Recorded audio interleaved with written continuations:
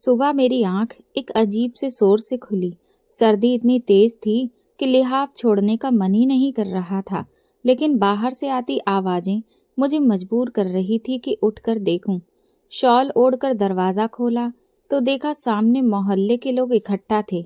सबकी नजरें नीचे किसी चीज पर जमी हुई थीं। मैंने आगे बढ़कर देखा तो एक छोटी सी बच्ची लाल कपड़े में लिपटी जमीन पर पड़ी जोर जोर से रो रही थी। एक औरत बोली, पता नहीं किसका पाप है जो रात के अंधेरे में यहाँ छोड़ गई।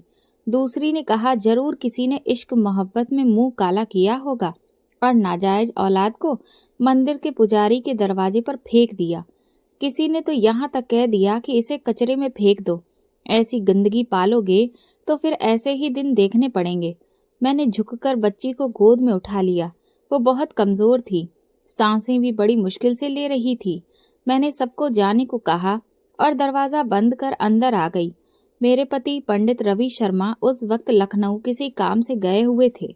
मैंने सोचा उनके आने पर बताऊंगी, लेकिन दिल के किसी कोने में जानती थी कि वो कभी इस बच्ची को नहीं अपनाएंगे। मेरी शादी को 15 साल हो गए थे, पर मेरी किस्मत में औलाद नहीं थी। हर इलाज करवा लिया, हर मंदिर मन्नत मांगी, लेकिन नतीजा जैसे का तैसा ही रहा। उस बच्ची को देखते ही मेरे दिल में अजीब सा अपनापन आ गया, जैसे बरसों से खाली आंगन में रौनक लौट आई हो। अगले 3 दिन मैंने उस बच्ची की देखभाल ऐसे की जैसे वो मेरी ही औलाद हो। चौथे दिन पंडित रवि शर्मा लौटे। जैसे ही घर में आए और बच्ची को देखा तो उनके चेहरे का रंग बदल गया। उन्होंने ऊंची आवाज में पूछा, ये कौन है? मैंने धीरे से कहा, सुबह दरवाजे पर मिली थी, बहुत बीमार थी, मुझे लगा भगवान की तरफ से भेजी है। उन्होंने गुस्से में कहा, तुम्हें किसने हक दिया बिना पूछे किसी का बोझ घर लाने का? अपनी औलाद तो कोई ऐसे नहीं छोड़ता। मैंने कहा, आप धर्म के आदमी हैं, इस तरह कैसे बोल सकते हैं? पंडित रवि शर्मा ने नजरें फेर ली और बोले, ये बच्ची यहाँ एक दिन भी नहीं रहेगी। मैं चुप हो गई, लेकिन रात को बच्ची को सीने से लगाए सोचती रही, अगर मैं भी सबकी तरह इसे छोड़ देती तो क्या भगवान मुझसे खुश होते? दिल ने कहा, मैंने जो किया सही किया। अगले दिन उन्होंने सख्ती से कहा, इसे अनाथालय छोड़ आओ। मैंने साफ मना कर दिया और कहा, ये अब मेरी जिम्मेदारी है, भगवान ने दिया है तो वही रखेगा। वो नाराज हो गए और कई दिन मुझसे बात नहीं की, लेकिन मैंने बच्ची को छोड़ा नहीं। उसका नाम मीरा रखा और रोज उसके लिए प्रार्थना करने लगी। मोहल्ले वाले अभी भी बातें बनाते, लेकिन मैंने सुनना बंद कर दिया। बच्ची रात को रोती तो पंडित जी चिढ़ जाते। कई बार डांटा, लेकिन मैं चुप रही। मैं जानती थी जिस दिन ये बच्ची मेरे दिल से निकल गई वो दिन मेरी आत्मा का अंत होगा। 2 हफ्ते में बच्ची कुछ ठीक हो गई थी, चेहरा खिलने लगा था। मेरी दुनिया उसी के इर्द गिर्द घूमने लगी। एक दिन मंदिर से लौटकर उन्होंने कहा, मोहल्ले वाले बातें कर रहे हैं, अभी भी वक्त है, इसे छोड़ दो। मैंने कहा, अगर आपको भगवान की मर्जी मंजूर नहीं तो कम से कम मेरी मर्जी का सम्मान करें। वो चुप हो गए और आगे कुछ नहीं कहा। मैंने मीरा के लिए छोटे कपड़े बनवाए, झूला लिया और रोज उसे मंत्र सुनाने लगी। वो जब मुस्कुराती तो लगता सारी दुनिया मेरे कदमों में आ गई। एक रात बच्ची ज्यादा रोने लगी, शायद पेट में दर्द था। मैं झूला झुला रही थी, तभी पंडित जी गुस्से में निकले और बोले, क्या तमाशा लगा रखा है? मोहल्ले वाले क्या कहेंगे? तुम एक पाप को पाल रही हो। मैंने कहा, अगर ये पाप है तो क्या भगवान हमें इसकी परीक्षा नहीं देगा? आप धर्म की बातें करते हैं, धर्म में अनाथ पर दया करने का पुण्य बताया गया है। वो चुप हो गए, लेकिन चेहरे पर सख्ती थी। सुबह पूजा के बाद वो मंदिर चले गए और दोपहर तक नहीं लौटे। मैं समझ गई वो कुछ सोच रहे हैं, शायद दिल में नरमी आ रही हो, लेकिन मानना नहीं चाहते। उसी दौरान मेरी सहेली नैना आई। वो जानती थी मैं कितने सालों से औलाद के लिए तड़प रही हूँ। जब मीरा की बात बताई तो उसकी आंखें भर आईं। बोली, ये भगवान का आशीर्वाद है जिसने तुझे माँ बना दिया और मीरा के लिए फ्रॉक दी। बोली, माँ बनने के लिए सिर्फ जन्म देना जरूरी नहीं। उस दिन मेरा दिल हल्का हो गया। रात को पंडित जी लौटे, हाथ में मंदिर की कुछ किताबें थीं। सीधे कमरे में चले गए। मैंने खाना रखा लेकिन बाहर नहीं आए। मैं जानती थी उनके अंदर कुछ टूट रहा है, लेकिन वो मान नहीं रहे। अगले दिन उन्होंने कहा, मीरा के लिए कोई और इंतजाम करेंगे। मैंने हिम्मत करके कहा, अगर आपको मेरी बात का भरोसा नहीं तो भगवान एक दिन आपको निशानी दिखाएगा जो आपका दिल बदल देगी। कुछ दिन ऐसे ही बीते। एक दिन मैंने मंदिर के बड़े पुरोहित को बुलाया और सब हाल बताया। उन्होंने नरमी से कहा, ये बच्ची भगवान की तरफ से तुम्हारे लिए इम्तिहान भी हो सकती है और इनाम भी। शास्त्रों में लिखा है, अनाथ के सिर पर हाथ फेरने वाले के हाथ स्वर्ग में चमकते हैं। पंडित रवि शर्मा चुप सुनते रहे। कुछ दिन बाद मीरा को तेज बुखार हो गया। मैं उसे अस्पताल ले गई। डॉक्टर ने कहा शरीर कमजोर है, ध्यान रखना होगा। मैं दिन रात उसकी देखभाल करने लगी। पंडित जी ने भी थोड़ी नरमी दिखाई। रात को खाने पर पहली बार पूछा, कैसी है? मैंने कहा बेहतर है, लेकिन उनकी आंखों में पूरी स्वीकार्यता अभी नहीं थी। एक दिन मंदिर की कमेटी की मीटिंग हुई, जिसमें उनका मानदेय बढ़ाने और एक प्लॉट खरीद कर उनके लिए मकान बनाने का फैसला हुआ। वो घर आए तो चेहरे पर खुशी थी। बोले, भगवान ने कृपा की, मंदिर वालों ने सेवा के बदले मकान देने का वादा किया। मैंने कहा, देखा, ये बच्ची हमारे लिए तरक्की है। उन्होंने नजरें चुरा ली और कुछ नहीं बोले। मैं समझ गई, कभी कभी सच सामने होते हुए भी आदमी अपने अहम के कारण नहीं मानता। महीने भर में उनकी शक्ति और कम हो गई। वो दूर से मीरा को देखते लेकिन पास आने की हिम्मत नहीं जुटाते। एक दिन कमेटी के पैसे निकलने की खबर आई तो मेरे मन में अजीब खुशी हुई। कई महीनों से मैं कमेटी डाल रही थी, लेकिन हर बार किसी और का नंबर आ जाता था। इस बार मेरा नाम आया तो लगा भगवान ने मेरे सब्र का फल दिया। 5 लाख मिले तो सबसे पहले मीरा का ख्याल आया। उसके कपड़े, दवाई और बाकी जरूरतें पूरी करने का सोचा। उसी दिन पंडित रवि शर्मा भी मंदिर से लौटे। हाथ में मिठाई का डिब्बा था। मैंने पूछा, ये खुशी कैसी? बोले, मंदिर वालों ने तय किया है कि अब हम किराए के मकान में नहीं रहेंगे। हमारे लिए मंदिर के पास निजी मकान बनेगा। बोले, ये सेवा का फल है। मैं चुप रही, लेकिन दिल में एक आवाज थी जो बार बार कह रही थी कि ये सब मीरा की वजह से है। मीरा अभी मुश्किल से 2 महीने की थी, लेकिन उसके आने से जैसे घर में खुशियों के रंग भर गए थे। मैं रोज उसके साथ वक्त गुजारती, पता ही नहीं चलता दिन कैसे निकल जाता। रात में जब वो रोती तो मैं उसे लोरियां सुनाती और वो मेरे सीने पर सर रखकर सो जाती। कमेटी के पैसों से मैंने उसके लिए एक झूला लिया, नया गद्दा बनवाया, कुछ गर्म कपड़े और उसकी दवाइयों के लिए एक छोटा सा डब्बा रख लिया ताकि वक्त पर सब मिल सके। मुझे इन पैसों में अपनी जरूरत से ज्यादा उस बच्ची का हक नजर आता था। एक दिन मंदिर की कमेटी के मुखिया ने पंडित रवि शर्मा को बुलाया और जमीन के कागज उनके हाथ में दिए। पंडित जी घर आकर चुपचाप बैठ गए। मैंने देखा उनकी आंखों में नमी है। पूछा तो बोले, भगवान की मेहरबानी से भी डर लगता है क्योंकि हम गुनाहगार हैं। मंदिर वालों ने सिर्फ सेवा देखकर हमें इज्जत दी, लेकिन उन्हें नहीं पता मेरे दिल में कितना बोझ है। मैंने उनका हाथ पकड़कर कहा, अगर बोझ लग रहा है तो उसे मान लेना चाहिए, इनकार करना जिद होती है। पंडित जी कुछ देर चुप रहे, फिर बोले, तुम्हारी जिद ने मुझे आज इस मुकाम तक पहुंचाया है, वरना मैं तो कब की मीरा को कहीं छोड़ देता। तुमने उस चीज को घर में रखा जिसे मैं गुनाह समझता था, लेकिन शायद वही हमारे लिए रहमत बन गई। मैंने कहा, अगर ये गुनाह होता तो भगवान हमारी झोली में खुशियां क्यों डालता? पंडित जी कुछ बोले नहीं, लेकिन पहली बार उनकी आंखों में हार मानने का एहसास दिखा। महीने भर में मकान का काम शुरू हो गया। मंदिर वाले रोज आकर देखते, पंडित जी को आशीर्वाद देते। मैं भी साथ खड़ी रहती, लेकिन दिल में वही चुपचाप खुशी थी कि जिस बच्ची को लोग नाजायज कह रहे थे, उसी की वजह से हमारा घर बन रहा है। मोहल्ले में कुछ लोग अभी भी बातें बनाते, देखो कैसे कमेटी निकली और मकान मिल गया, जरूर कोई खास पूजा पाठ किया होगा। मैं सुनकर चुप रहती, क्योंकि सच्चाई को सफाई की जरूरत नहीं होती, वो खुद गवाही दे देती है। एक दिन पंडित जी के पुराने शिष्य आए और मीरा को देखकर बोले, अरे वाह, बेटी है। पंडित जी कुछ कहने ही वाले थे कि मैंने कह दिया, हाँ, हमारी बेटी है। वो हैरान हुए, लेकिन खुश होकर दुआ देकर चले गए। उसी शाम पंडित जी ने कहा, आज तुमने पहली बार सबके सामने कहा कि वो हमारी बेटी है। मैंने कहा, जब तुम्हारे दिल में अभी भी जगह नहीं बनी तो मैं किसी के मुंह का लिहाज क्यों करूं? मेरे दिल में वो रहती है और बस वही काफी है। पंडित जी थोड़ी देर चुप रहे, फिर धीरे से बोले, शायद तुम सही हो, शायद वो सच में हमारे लिए खुश नसीब है। ये सुनकर मुझे यकीन हो गया कि मेरा रास्ता सही है। अगर भगवान चाहे तो गुनाह को पुण्य में बदल देता है। मैंने मन ही मन प्रार्थना की, हे भगवान, जिस तरह तूने मुझे माँ बनाया वैसे ही मेरे पति के दिल में भी बाप का प्यार भर दे। पंडित जी के मुंह से भले ही कुछ नरम शब्द निकल आए थे जिनसे मुझे उम्मीद बंधी, लेकिन उनका रवैया बदलने लगा। वो अब मीरा को देखने से कतराने लगे। अगर वो पास आती तो नजरें फेर लेते। एक दिन मैंने उनके हाथ में मीरा का दूध का बोतल दिया तो उन्होंने हाथ पीछे कर लिया और बोले, मुझे इससे कोई लेना देना नहीं, ये मेरी जिम्मेदारी नहीं। मैं चुप रही, कुछ कहना बेकार लगा। मीरा अब 4 महीने की हो चुकी थी। अपने छोटे छोटे हाथों से मेरा चेहरा पकड़ लेती, लोरी सुनकर आंखें बंद कर मुस्कुरा देती।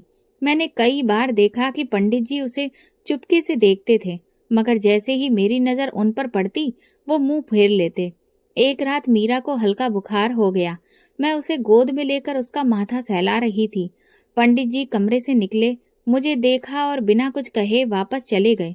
सुबह मैं दवा लेने गई तो मोहल्ले की एक औरत ने कहा, पंडित जी को तो अभी भी यकीन नहीं है कि ये बच्ची घर में क्यों है। वो कहती थी, पंडित जैसे लोग अगर नाजायज को पनाह दें तो लोग किसको बुरा कहेंगे। मैं चुपचाप वहां से हट आई। घर आकर पंडित जी से कहा, लोग अभी भी बातें कर रहे हैं, आपका नाम भी सवालों में है। अगर ये आपको बोझ लगती है तो मुझे इजाजत दें, मैं कहीं और चली जाऊं। पंडित जी गुस्से में बोले, धमकी मत दो, ये घर तुम्हारा है, लेकिन इस गुनाह की पोटली को मेरे फैसलों पर असर मत डालने दो। मैंने कहा, अगर ये गुनाह की पोटली है तो आपके नसीब में रहमत कहाँ से आ गई। मकान मिला, मंदिर वालों ने इज्जत दी, कमेटी निकली, आपका मान सम्मान बढ़ा, ये सब किसके आने के बाद हुआ। पंडित जी ने ठंडे लहजे में कहा, भगवान का करम है, किसी बच्ची की वजह से नहीं।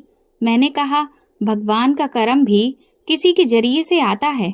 अगर तुम देखना नहीं चाहते तो मत देखो, लेकिन मैं रोज उसकी मौजूदगी में भगवान की मर्जी महसूस करती हूँ।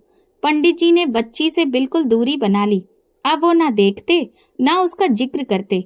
एक दिन बच्ची रोने लगी तो वो भड़क गए, ये रोना चिल्लाना अब बर्दाश्त से बाहर है, इसके लिए कोई और जगह ढूंढो। मैं चुपचाप उसे सीने से लगाकर लोरी सुनाने लगी। उसी दौरान पंडित जी के मंदिर का एक शिष्य बीमार हो गया।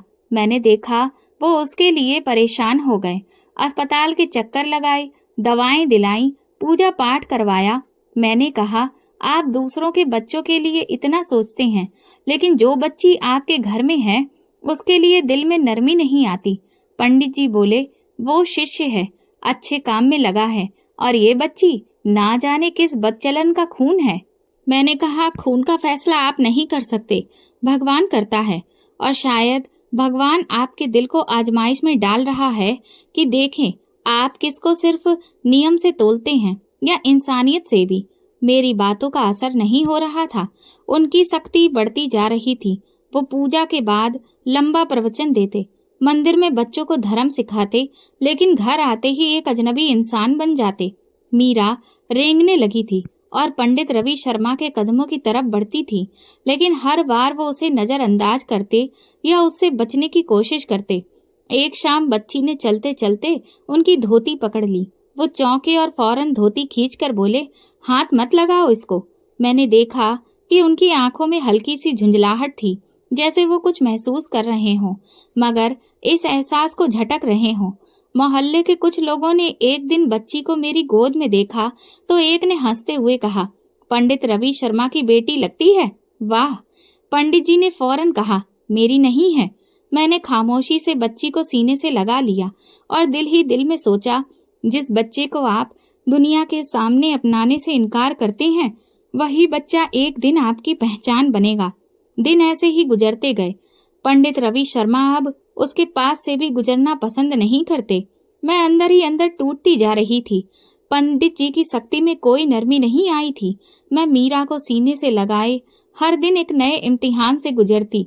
उसी दौरान मेरे शरीर में कुछ बदलाव महसूस होने लगे। शुरू में मैंने नजरअंदाज किया, लेकिन जब चक्कर आने लगे और खाने की खुशबू से उल्टी होने लगी तो मैं परेशान हो गई। मैं करीबी क्लिनिक गई। लेडी डॉक्टर ने कुछ सवाल किए और फिर एक टेस्ट करवाने को कहा। टेस्ट के बाद जब वो रिपोर्ट देख रही थी तो उसकी पेशानी पर बल आ गए। मैं सोच रही थी कि कहीं कोई बड़ी बीमारी ना हो। वो खामोशी से बोली, आप प्रेग्नेंट हैं? मैंने यकीन न होने के अंदाज में पूछा। क्या वो हंसकर बोली, हाँ, 3 महीने का प्रेगनेंसी है। आपको अंदाजा भी नहीं था? मैंने कहा, नहीं, बल्कि मुझे तो यकीन था कि मेरे अंदर बच्चा पैदा करने की क्षमता नहीं। डॉक्टर ने पुरानी रिपोर्ट देखने को कहा। मैंने बताया कि बरसों पहले बहुत से टेस्ट करवाए। सबने कहा कि मैं बांझ हूँ, बच्चा होना मुमकिन नहीं। वो कुछ देर सोचती रही, फिर बोली, मेडिकल साइंस भी हर सवाल का जवाब नहीं दे सकती। ये भगवान की मर्जी है, वो चाहे तो बांझ को भी माँ बना दे। मैं घर आकर चुपचाप मीरा को गोद में लेकर बैठ गई। मेरा दिल कांप रहा था, खुशी भी थी, डर भी। पंडित जी के सामने ये खबर कैसे रखूंगी? कई घंटे गुजर गए। शाम हुई तो पंडित जी घर आए। मैंने खाने के बाद खामोशी से कहा, मुझे आपसे एक बात करनी है। वो गंभीर हुए बोले, हाँ कहो। मैंने कहा, मैं प्रेग्नेंट हूँ। वो कुछ देर मुझे देखते रहे जैसे सुन न पाए हों, फिर धीरे से बोले, क्या कहा? मैंने दोहराया।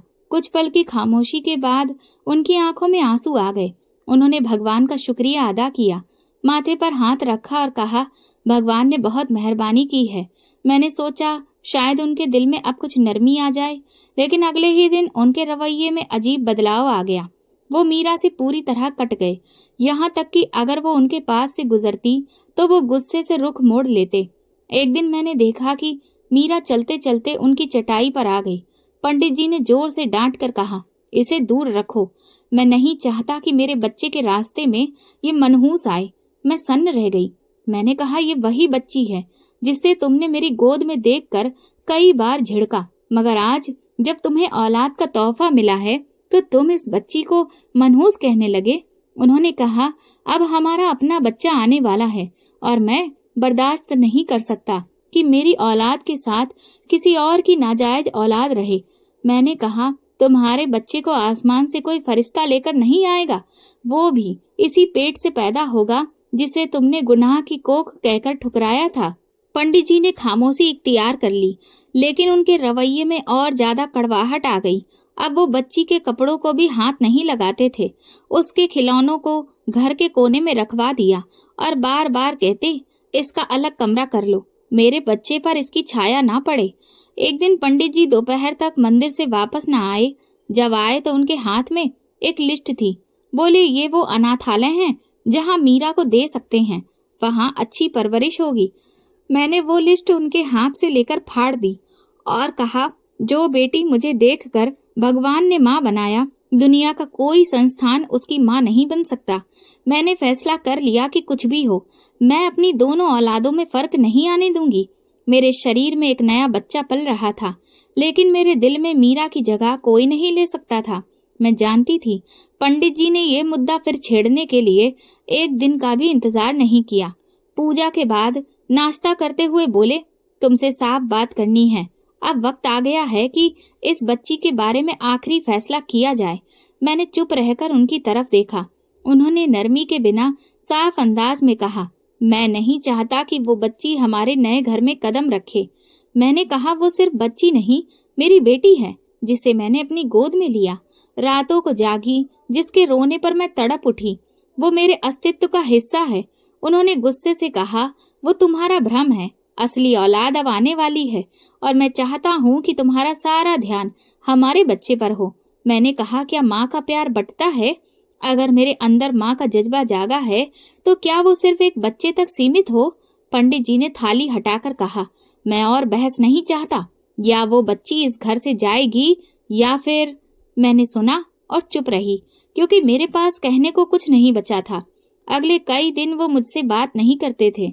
मीरा को मेरे कमरे में कैद कर दिया गया था। जब वो बाहर निकलती, पंडित जी रास्ता बदल लेते या वापस पलट जाते। मैं प्रेगनेंसी की आखिरी स्टेज में थी। शरीर भारी हो रहा था, लेकिन असली बोझ दिल पर था। बच्ची दिन ब दिन बड़ी हो रही थी। अब वो रेंगते रेंगते मेरे पीछे आ जाती, कभी बोलने की कोशिश करती, कभी माँ बोल देती। माँ शब्द सुनकर दिल को सुकून मिल जाता। लेकिन एक दिन पंडित जी ने सुन लिया तो गुस्से में बोले, इसे मत सिखाओ कि तुम्हें माँ कहे। तुमने सिर्फ इसे उठाया है, जना नहीं। मेरे लिए ये लफ्ज किसी तीर से कम नहीं थे, लेकिन मैं चुप रही क्योंकि मुझे पता था कि बहस से दिल नहीं बदलते, मोहब्बत के लिए सब्र करना पड़ता है।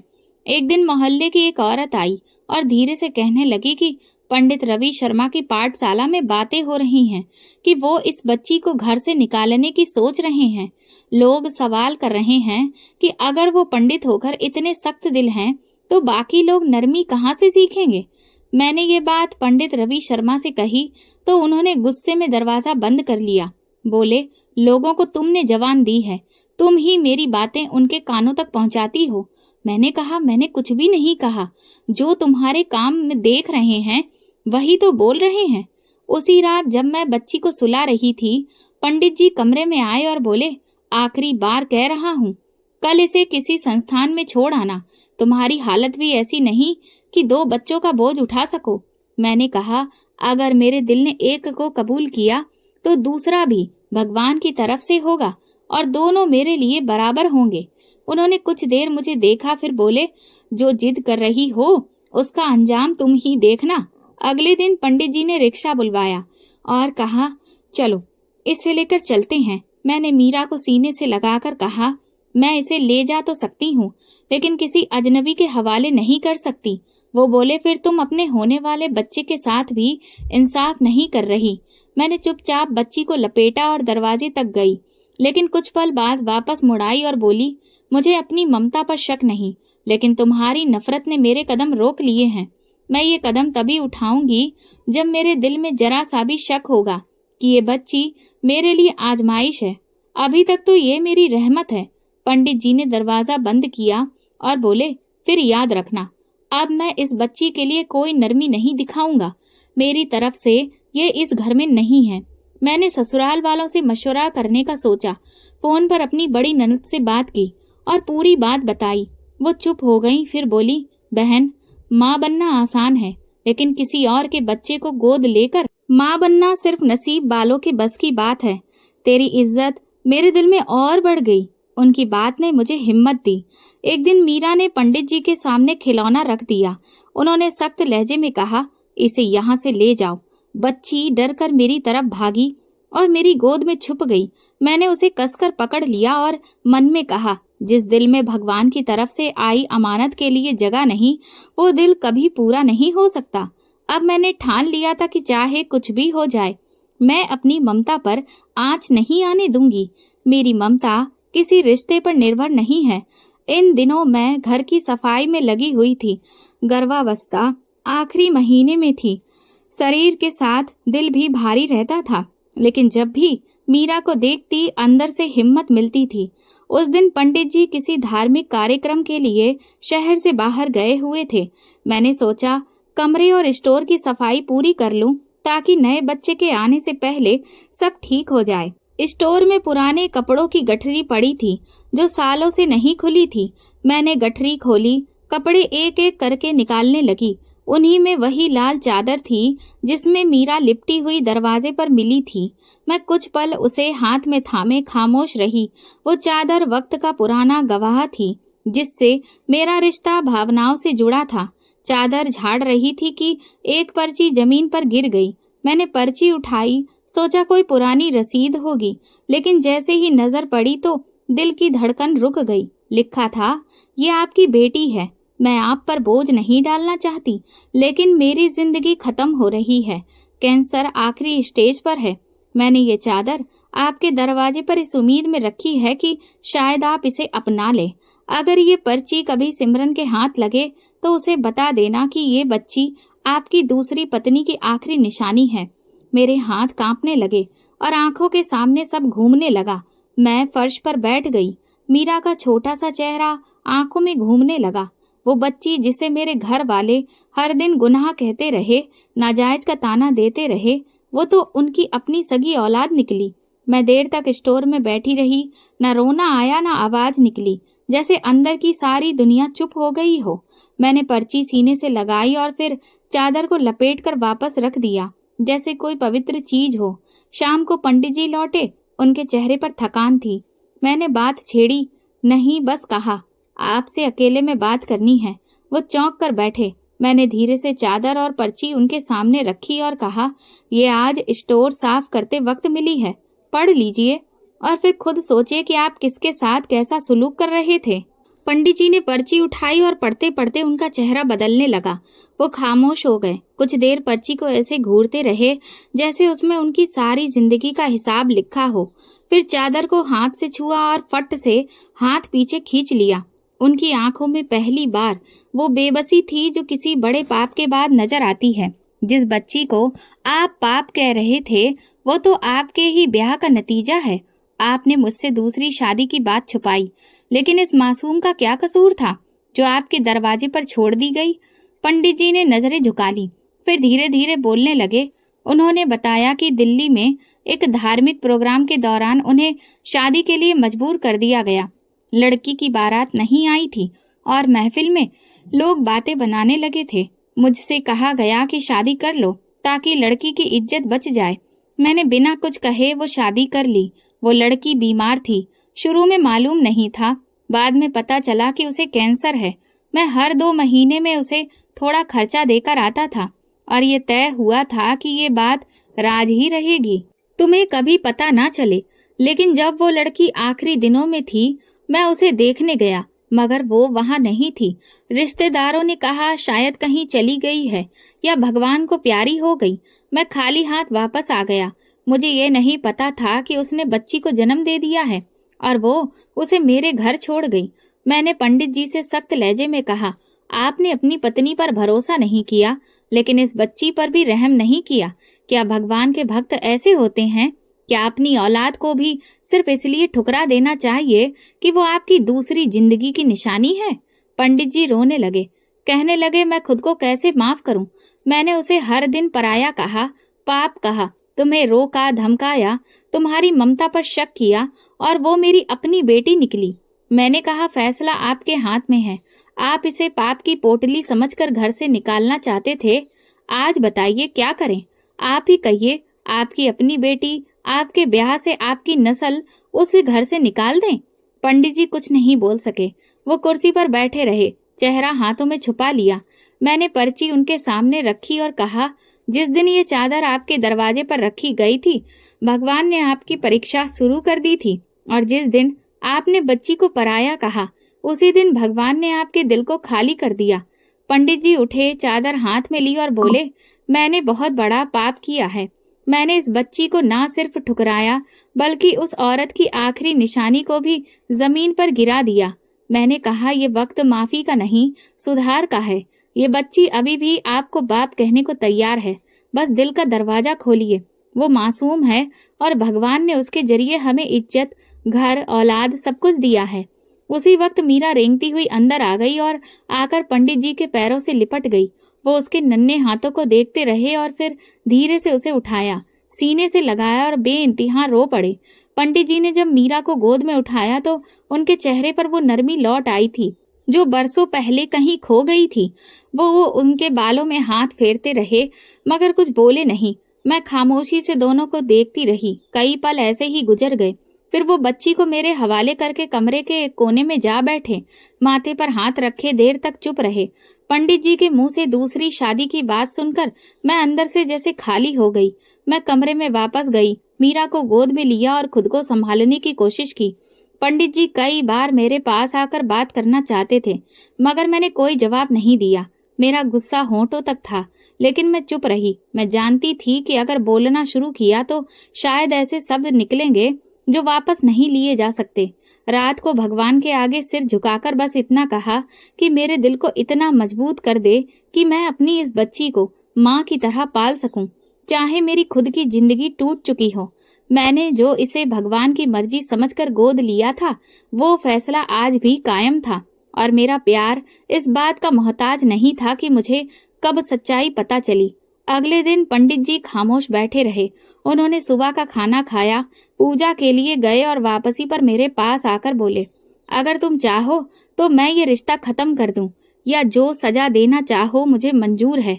मैंने कहा, सजा मैं नहीं दूंगी, वक्त देगा। जो बोझ तुमने बरसों छुपाया वो अब मेरे कंधों पर आ गया है। तुमने एक और शादी की, लेकिन इस बच्ची को भी अपना नहीं माना और मुझे बांझ कहकर मेरे सब्र को बार बार तोड़ा। अब जब सच्चाई सामने आ गई है तो मैं अपना फर्ज छोड़ दूं? नहीं, जो जिम्मेदारी भगवान ने दी है वो मैं निभाऊंगी, चाहे तुम साथ दो या ना दो। पंडित जी ने नजरें झुकाकर कहा, तुमने बहुत हिम्मत दिखाई। तुम जैसी औरत हर किसी की किस्मत में नहीं होती। मैंने कहा, तुमने भी वही किया जो अक्सर मर्द करते हैं, चुपचाप अपना रास्ता चुना और औरत पर भरोसा नहीं किया। लेकिन मैं वो नहीं बनूंगी जो तुम्हारी खामोशी का जवाब बदले से दूं। मैं वो बनूंगी जो इस बच्ची को उसकी माँ से भी ज्यादा प्यार दे। एक दिन मेरी नंद घर आई। वो सारी सच्चाई जान चुकी थी। बोली, मुझे हैरानी है कि तुम इस सदमे के बाद भी मजबूत खड़ी हो। मैं होती तो सब छोड़ देती। मैंने कहा, यही फर्क है औरत में और माँ में। अगर ये बच्ची मेरी कोख से ना भी होती तो भी मैंने इसे अपने दिल से जन्म दिया है। इसकी मुस्कान मेरे अंदर के हर घाव पर मरहम रखती है। मीरा अब उठने लगी थी, कदम कदम पर लड़खड़ाती, गिरती, फिर संभलती, जैसे मेरी अपनी जिंदगी का अक्स हो। मैं भी अंदर ही अंदर कई बार गिरती फिर संभलती, मगर उसके लिए हमेशा खड़ी रहती। उसने मुझे माँ बनाया, वो भी उस वक्त जब पूरी दुनिया मुझे बांझ कहकर ठुकरा चुकी थी।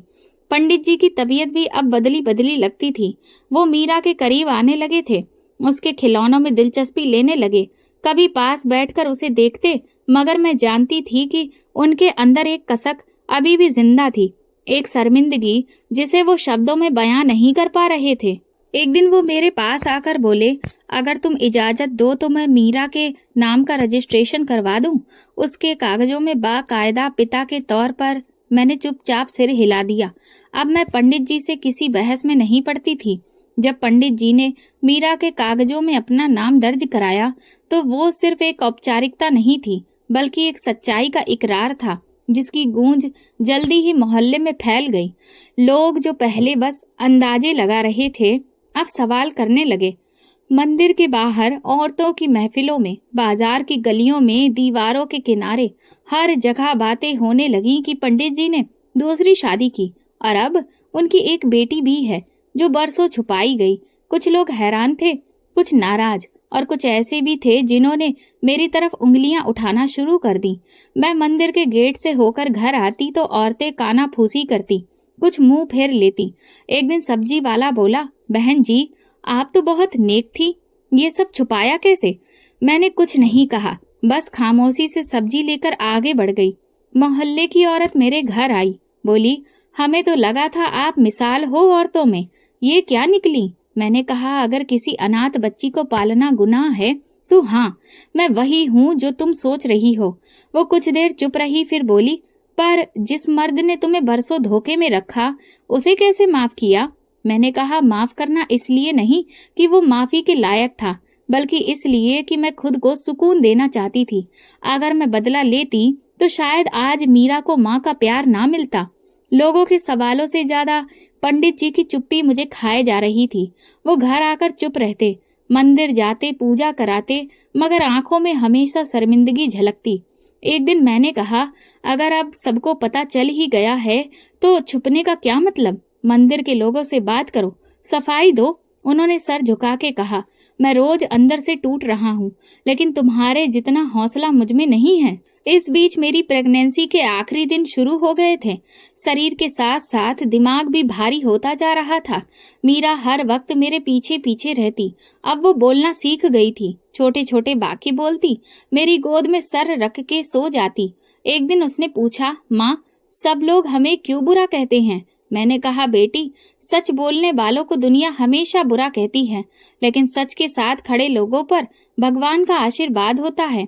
अब मेरी हालत ऐसी थी कि ज्यादा देर खड़ी भी नहीं रह पाती थी। एक दिन बाजार गई तो एक औरत ने पीछे से आवाज दी, ये वही है ना जिसका पति दोहरा चेहरा रखता था? मैंने पलटकर नहीं देखा, लेकिन दिल के अंदर कहीं दर्द सा उठा। घर आई तो मीरा मेरे सामने आई, मुस्कुराते हुए बोली, माँ, मैंने तस्वीर बनाई है। वो कुछ बेतरतीब लकीरें थी, लेकिन एक खाका साफ दिख रहा था। उसने मुझे और खुद को साथ साथ बनाया था और बीच में एक दिल भी बना दिया था। मैंने वो कागज सीने से लगा लिया। एक दिन मंदिर के बड़े पंडित, जो पंडित जी से सीनियर थे, घर आए और बोले, बेटी तुमने बहुत कुछ सहा है, लेकिन जो तुमने किया वो हर औरत नहीं कर सकती। मैंने कहा, मैंने तो बस अपना फर्ज निभाया है। वो बोले, तुमने एक टूटते रिश्ते को सिर्फ बचाया नहीं, बल्कि उसे नई बुनियाद दी है। ये बच्ची तुम्हारी अपनी औलाद ना भी हो, लेकिन तुमने इससे जो रिश्ता बनाया है वो असली खून के रिश्ते से भी गहरा है। पंडित जी ने इस बातचीत के बाद कुछ दिनों में मंदिर में खुलकर ऐलान किया। उन्होंने सबके सामने अपनी दूसरी शादी, बच्ची और मुझसे की गई नाइंसाफी का खुला इकरार किया। कुछ लोग हैरत से देखते रहे, कुछ बिना सुने ही चले गए, लेकिन कुछ ऐसे भी थे जिन्होंने आकर उनके पैर छुए और कहा, आपने सच बोलकर अपनी इज्जत वापस पा ली है। इस इकरार के बाद भी ताने खत्म नहीं हुए, लेकिन मेरे दिल को एक सुकून जरूर मिला। पंडित जी के मंदिर में किए गए इकरार के बाद घर के माहौल में जैसे खामोशी सी आ गई थी। वो अब अक्सर मीरा को गौर से देखते, कभी वो कुछ बोलती तो अपने आप मुस्कुरा देते, लेकिन उनके रवैये में अभी भी एक फासले का एहसास था, जैसे दिल में नरमी तो आ गई हो, लेकिन जुबान अभी भी साथ न दे रही हो। मैं ये सब देखती और चुप रहती। मुझे पता था कि जब पछतावा अंदर तक बैठ जाता है तो इंसान के ऊपर खामोशी की चादर सी पड़ जाती है। मीरा दिन ब दिन और चुलबुली होती जा रही थी।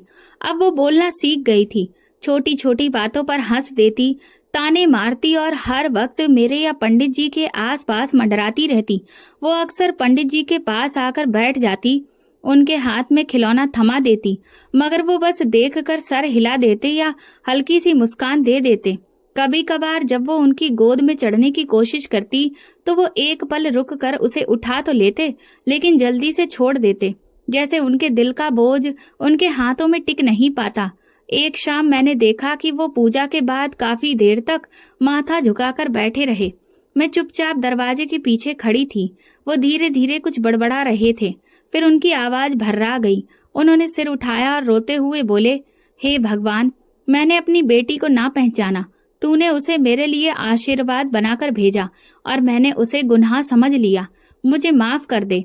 ये पहली बार था जब मैंने उनकी जुबान से वो बातें सुनी जो मेरा दिल बरसों पहले महसूस कर चुका था। अगली सुबह वो मंदिर नहीं गए, चुपचाप बैठे रहे। मीरा उनके पास आई, उनकी गोद में चढ़ गई और अपने नन्हे हाथों से उनका चेहरा छूने लगी। पंडित जी ने उसे पकड़कर गोद में बिठा लिया। मीरा ने खुशी से खिलखिलाकर हंसी और उनकी दाढ़ी पकड़ ली। मैं दरवाजे पर खड़ी थी। पंडित जी की आंखें आंसुओं से भर आईं। उन्होंने मीरा को सीने से लगाया और उसके माथे पर हाथ फेर दिया। फिर मुझे बुलाकर बोले, सिमरन, आज पहली बार दिल हल्का लगा है। मैंने बरसों इस मासूम से उसका हक छीनने की कोशिश की। मैंने इसे अपनी बेटी मानने में बहुत देर कर दी, लेकिन आज ये शब्द खुद ब खुद जुबान पर आ गए।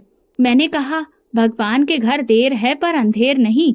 जिस पल आपके दिल में नरमी आई, उसी पल इस बच्ची ने आपको अपना बाप मान लिया। उस दिन के बाद पंडित जी का रवैया मीरा के साथ बदल गया। वो अब उसे मंदिर ले जाते, रास्ते में खिलौने दिलाते और गोद में लेकर लोगों से मिलवाते। मोहल्ले वालों ने भी इस बदलाव को नोटिस किया। कुछ ने तारीफ की, कुछ बस चुप रहे, लेकिन सच यही था कि पंडित जी ने अपनी बेटी को दिल से अपना लिया था। मीरा ने भी ये बदलाव तुरंत महसूस किया। अब वो पंडित जी को पापा कहकर बुलाती और जब वो जवाब देते तो उसकी खुशी देखने लायक होती। वो उनके कंधे पर सिर रखकर सो जाती और मैं चुपचाप देखती, जैसे बरसों की दुआ पूरी हो गई हो। एक दिन पंडित जी ने मुझसे कहा, सिमरन, अगर तुम न होती तो ये बच्ची ना बचती, ना मेरा जमीर। तुमने कैसी जंग लड़ी जिसमें तुम्हें ताने, दुख और तन्हाई सब झेलना पड़ा, लेकिन तुमने हार नहीं मानी। मैंने कहा, जो बच्ची मेरे दरवाजे पर रख दी गई थी वो भगवान की तरफ से थी। मैं कैसे इनकार कर सकती थी। तुमने जिसे छोड़ा मैंने उसे सीने से लगाया, क्योंकि मैं माँ हूँ और माँ के लिए बच्चा किसी रिश्ते का मोहताज नहीं होता। पंडित जी ने मीरा को देखा और बोले, ये बच्ची मेरी मुक्ति का जरिया बनेगी। मैंने बरसों का बोझ ढोया, लेकिन इसके एक मासूम स्पर्श ने सब हल्का कर दिया। उनकी ये बातें सुनकर मैंने दिल ही दिल में भगवान का शुक्र अदा किया। मुझे पता था कि सच्चाई की रोशनी उनके दिल में उतर चुकी है और ये आंसू सिर्फ पछतावे के नहीं, बल्कि उस मोहब्बत के हैं जो बरसों बाद उनके दिल में जगह बना चुकी है। जिस दिन पंडित जी ने पहली बार मीरा को सीने से लगाकर रोए थे, उस दिन मुझे यकीन हो गया था कि मेरी कुर्बानी बेकार नहीं गई। कुछ हफ्तों बाद मेरा बेटा पैदा हुआ, सेहतमंद, खूबसूरत और बिल्कुल शांत स्वभाव का। मैंने उसका नाम आदित्य रखा। जब मैंने मीरा को आदित्य के पास लिटाया तो उसने उसे चूम कर कहा, ये मेरा भाई है ना? मैंने हाँ में सिर हिलाया तो वो खुशी से ताली बजाने लगी। मेरा दिल भर आया। मेरे लिए दोनों बच्चे एक ही जैसे थे। मैंने कभी किसी में फर्क नहीं किया और ना किसी को कम चाहा न ज्यादा। पंडित जी भी अब दोनों बच्चों के साथ अच्छा वक्त गुजारते थे। कभी मीरा को मंदिर ले जाते, कभी आदित्य को गोद में उठाकर लोरी सुनाते। उन्होंने पहली बार अपने प्रवचन में अनाथ बच्चों पर इतनी नरमी से बात की कि सुनने वाले हैरान रह गए। मोहल्ले वालों का रवैया भी धीरे धीरे बदलने लगा। जो औरतें पहले मेरी बुराई करती थीं, अब नमस्ते करके गुजरती। कुछ तो आकर माफी भी मांगने लगी। मीरा अब स्कूल जाने लगी थी। वो बाकी बच्चों से ज्यादा तेज थी। मोहल्ले की बच्चियों में भी उसका नाम इज्जत से लिया जाता था। पंडित जी ने उसके लिए खास धार्मिक शिक्षा का इंतजाम किया और कहते थे, ये मेरी आंखों की रोशनी है। पंडित जी अब पहले जैसे नहीं रहे। एक दिन मोहल्ले के जलसे में उन्होंने कहा, कभी कभी भगवान हमारे दरवाजे पर ऐसी अमानत रख देता है जो हमें इम्तिहान लगती है, लेकिन वही हमारी जिंदगी बदल देती है। लोग हमसे हमारे कर्मों का हिसाब नहीं मांगते, वो हमारे सच से हमें पहचानते हैं। मैंने दोनों बच्चों में कभी फर्क नहीं किया। अगर आदित्य के लिए खिलौना आया तो मीरा के लिए भी आया। अगर आदित्य के लिए कपड़े बने तो मीरा के लिए भी बने। मैं दोनों को अपनी दुआओं में बराबर शामिल करती थी। वो दोनों मेरे दिल के दो कोने थे, अलग नहीं। घर में अब पहले जैसा सुकून था, लेकिन पहले से ज्यादा मैंने महसूस किया कि जो खामोशी बरसों से दीवारों में गूंजती थी, वो अब मोहब्बत की हंसी में बदल चुकी थी। मेरी कुर्बानी, मेरी खामोशी, मेरी जिंदगी का सिला अब मुझे मेरे बच्चों के चेहरों पर नजर आ रहा था। पंडित जी ने मंदिर की लाइब्रेरी में मीरा के नाम से एक कोना बनवाया, जहां बच्चियों की पढ़ने लायक किताबें रखवाईं। उनका कहना था कि मेरी बेटी सिर्फ धार्मिक विदुषी नहीं बनेगी, वो विद्वान बनेगी और आध्यात्मिक और दुनियावी दोनों ज्ञान से खुद भी रोशन होगी और दूसरों को भी रोशन करेगी। एक दिन मीरा मेरे पास आकर बोली, माँ, जब मैं छोटी थी तो आपने मुझे क्यों अपनाया? मैंने उसे गोद में लेकर कहा, बेटी, उस दिन भगवान ने मेरे दिल में तुम्हारे लिए माँ का दर्द डाल दिया था, और जिस दिल में भगवान कोई दर्द डाल दे वो कभी गलत नहीं होता। पंडित जी ने मीरा के सवाल पर कहा, जिस दिन मैंने अपनी बेटी को गोद में उठाकर रोया था, वो मेरी जिंदगी की पहली माफी थी जो मैंने खुद से मांगी। वक्त गुजरता गया, आदित्य स्कूल जाने लगा और मीरा मंदिर के साथ साथ स्कूल में भी अच्छा कर रही थी। मैं अक्सर शाम को आंगन में बैठकर सोचती थी कि अगर उस दिन दरवाजे पर पड़ी बच्ची को देखकर दिल फेर लेती या लोगों की बातों में आकर किसी संस्था के हवाले कर देती, तो शायद आज मैं भी खाली हाथ भगवान से सवाल करती रहती। पंडित जी अब मीरा को पूरी तरह अपनी बेटी मानते थे। वो उसके साथ बैठकर पढ़ाई करवाते, गलती करने पर प्यार से समझाते। कभी मंदिर ले जाकर श्रद्धालुओं से गर्व से कहते, ये मेरी बेटी मीरा है। एक दिन मीरा ने मुझसे पूछा, माँ, क्या मैं आपकी अपनी नहीं हूँ? मैंने उसका चेहरा थाम कर कहा, बेटी, अगर माँ बनना सिर्फ जन्म देने से होता तो भगवान माँ का दर्जा इतना ऊंचा ना करता। मैंने तुम्हें अपने दिल से जन्म दिया है और दिल की कोख जिस्म की कोख से ज्यादा पवित्र और मजबूत होती है। मैंने दोनों बच्चों को बराबर प्यार दिया, बराबर पाला, उनके बीच कभी फर्क नहीं आने दिया।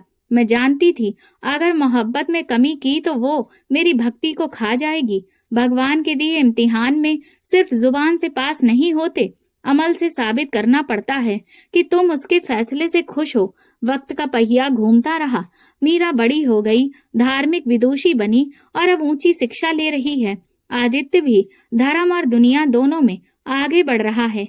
मैं आज भी सोचती हूँ कि जिस दिन मेरे दरवाजे पर वो नन्ही जान पड़ी थी, अगर मैंने उसे बोझ समझकर छोड़ दिया होता तो ना मैं माँ बनती ना औरत, बस पत्थर बनकर रह जाती। ये कहानी सिर्फ मेरी नहीं, हर उस औरत की है जो अपनी ममता को किसी रिश्ते की मोहताज नहीं बनने देती।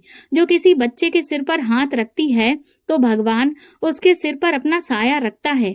और ये संदेश हर उस शख्स के लिए है जो रिश्तों को सिर्फ खून से तोलता है।